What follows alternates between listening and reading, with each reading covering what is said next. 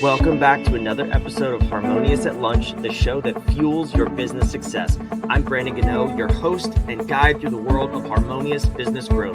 Today, we're unlocking powerful strategies with industry experts to help your business thrive. If you're a business owner, entrepreneur, or executive, you are in the right place. Join me and our incredible guests today on the journey to clarity, growth, and success. It is time to revolutionize your approach to business. Let's dive in with another episode of Harmonious at Lunch. Welcome back into some more bite-sized business advice. In today's episode, we're talking about what I think is a fascinating topic, getting your business to run itself and grow. I cannot wait to explore this. It's right up my alley with our very special guest, Eden Lovejoy. Welcome to the show, and thank you for being here. Thank you, Brandon. Thanks for having me. I'm glad to be here today. Yeah, this is exciting. I really do have a passion about this topic. And you said some things before we started recording that piqued my interest even more than usual because, yes, it's a cool topic, but I think a lot of people have talked about it. You have a very unique spin on it. So why don't you give us a sense of what does that mean, getting your business to run itself? Sure. So the idea is that really up until now, there's been two different models for business leaders that two different ways that business leaders think about running their business. One is when we're smaller, like I have to do it myself. And the second is when I get big enough, then I'll be able to hire somebody, a general manager or a COO, someone to run it for me so that I can get some freedom.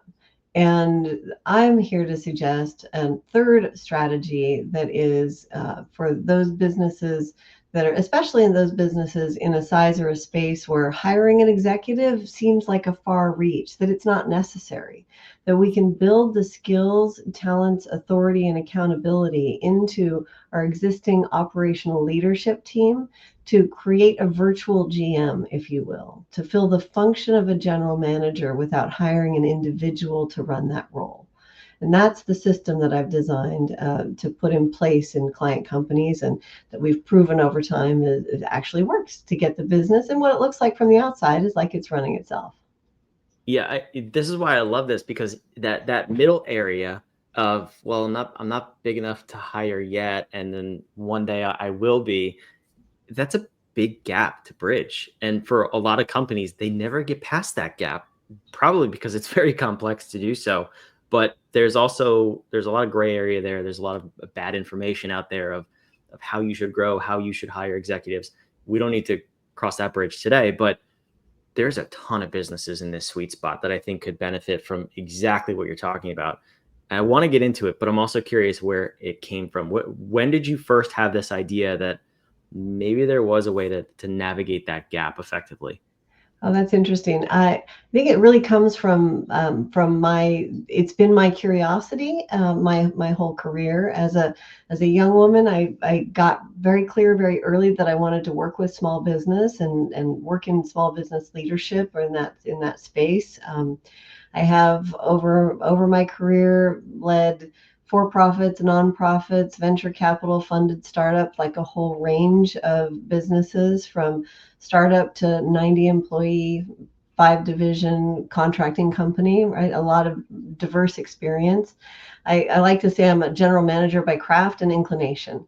But my initial vision was always that I never wanted to just work for a company. I always wanted to impact as many companies as possible. So it was a question of how do I translate what I'm good at into other companies? And then the natural evolution of that is how do I translate that without me being there?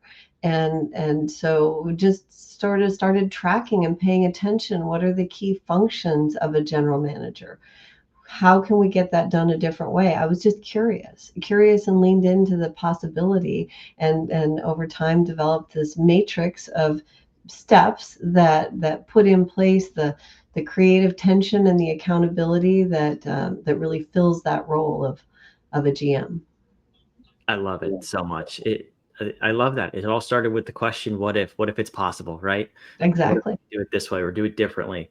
That's so fantastic. So, okay, but without any further ado, let's get into it. Let's unpack this a little bit. So how do we let's say it's a company who's scaling, growing, maybe they don't have the resources to hire full-time management.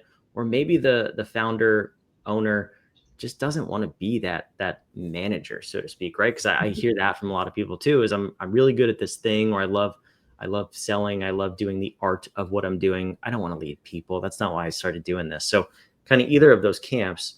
What's kind of step one, and how do we get into this process?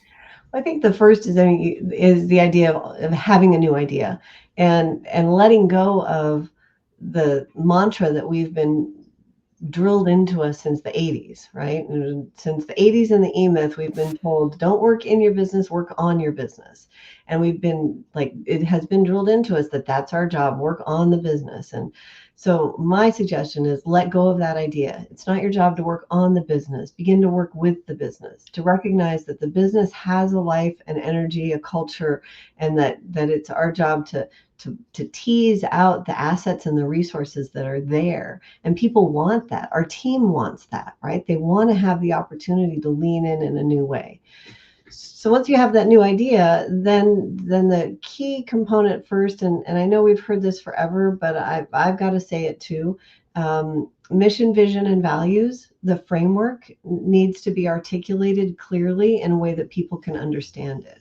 And I'm a real fan of very simple mission statement that's the why we're here, a vision statement that's where we're going, and a set of core values that's our agreement on how we're going to behave while we're playing. And for me, that has to come from the owner. That's not a team exercise. So the first piece is the owner, because it's the owner's company, and I'm all about we got to build a business that works for this owner. So to communicate those framework pieces first, like that's the foundation. I don't think I could agree with you anymore at this point. I'm inclined to just shut up and let you keep talking because this is perfect. I want to pause there though, because I agree so much on the mission, vision, and core values piece. I want to get your perspective. So we do the same thing with our clients. That's really the foundation of when we start working together, is understanding either what that is, if they already have it in place, hopefully, or if they don't, helping them craft it so that we can then build on that foundation. There's been a couple of times in this work where I came across owners who just didn't want to do it. They're like, listen, I don't really care. I'm just here to make money. I'll cut to the end and give you a spoiler alert. We stopped working with those people. But for you, like what have you come across that, and what's your reaction when people say that? My reaction is, yeah, if you just want to make money, then be really clear about it and let's articulate that. Because there are people who will want to come work for you who don't care about anything to do with emotional context, and they would just like to make money too. And let's hire the right people, right? So at least I just encourage people to tell the truth about who you are and what you're up to. But it is important to articulate it if you would like the team to. There's a lot of ways to be right in business. There's a lot of ways to build a business. For me, I can't help you build a business that you love or will enjoy or will work for you if I don't know who you are. The good news, I guess my strategy is a little different than some. I recognize it's really hard. So it's hard to know ourselves at that level. So one of the things that I'm really, I would say, expert at is I can have an hour-long conversation with an owner and then turn around and present them with mission and values. Mm. And then we can talk about their vision. So let me do it for you because I realize it's a thing. I feel like we hear it so much that if it was easy to do, people would have already done it. So let me make it easy for you. And, uh, you know, we're 95% of the way there, and then you can refine it a little bit, but you have mission and values to work with and we can move on. Yeah, work with Eden. She's got way more patience than I do. That's what I heard you say there. And there's nothing wrong with that. That's awesome. Okay, so we have our foundation here. Where do we go from there when creating a business that we want to run itself? So the next piece is to again, maybe not new information, but one that a lot of owners feel isn't necessary in their business, is to actually sit down and do an org chart and look at The reason that owners so often are enmeshed in their business is because they're actually working in about five different roles in the company. And so when we map out the functions that are happening in the company and then look at who's doing them, we can clearly identify like what structure needs to take place in order to start to free up time and capacity for the owner.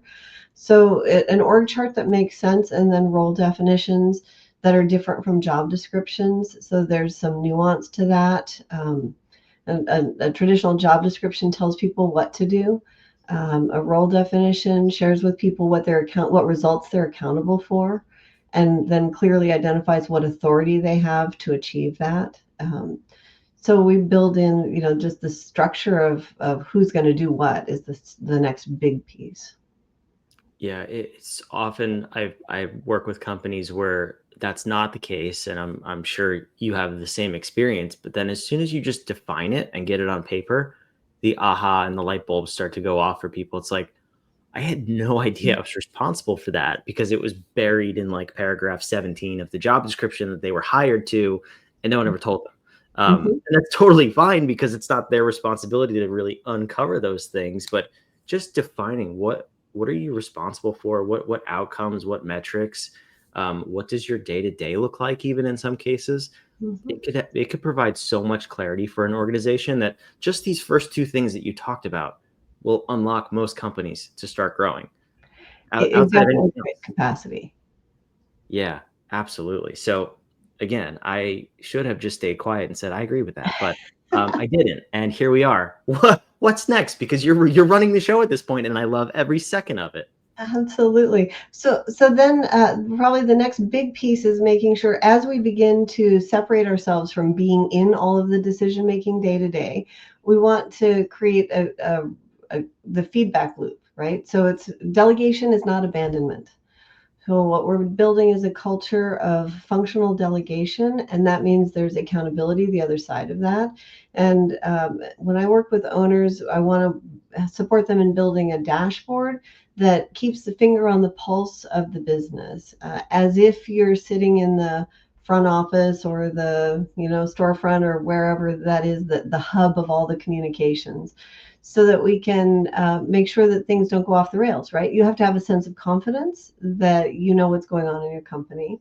So that piece is important. But then we get to the really fun stuff. The fun pieces of really being able to develop develop curiosity in the team, and building so once we have a dashboard in place, we want to have next a system of idea generation and testing and vetting, and mid-course corrections, because if we're going to grow, we've got to be able to evolve with that growth. And with any business today, things are changing so quickly. We have to be able to respond appropriately.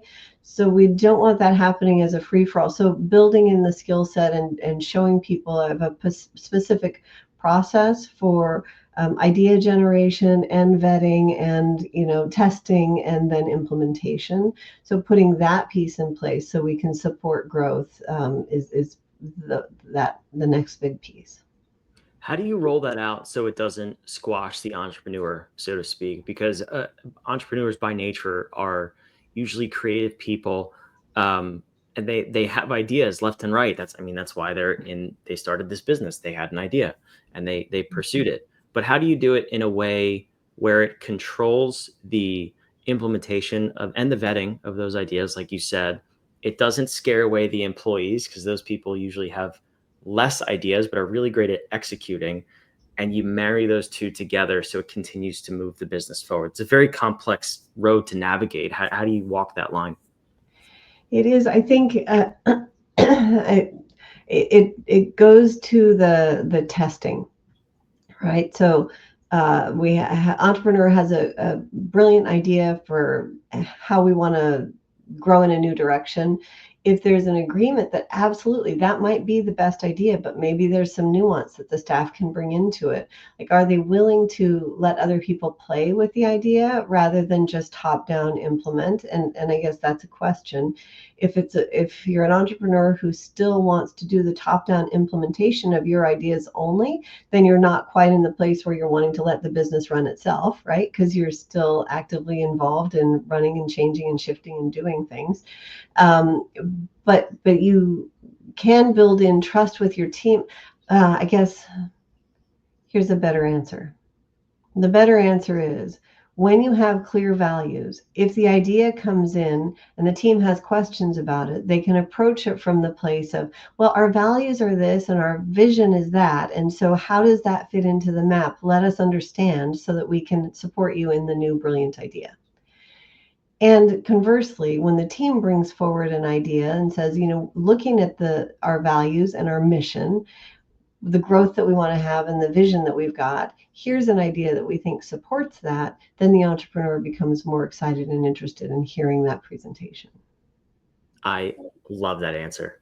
This has been fantastic. I know there's like a million more things to do. But I almost don't want people to know about them on this episode until they at least do the 3 things you already talked about, because that, like I said, that alone is going to get your business, regardless of where you are now, whether you're just starting, you're in 6 figures or 8 figures and beyond. Those steps will have a massive impact on moving your business forward. So Eden, I can't thank you enough for being here. Where should the listeners go to get the rest of this playbook, so to speak? So I want to make it super easy for everybody. So freebusinessbook.com. Go to freebusinessbook.com, and my book is my gift to you.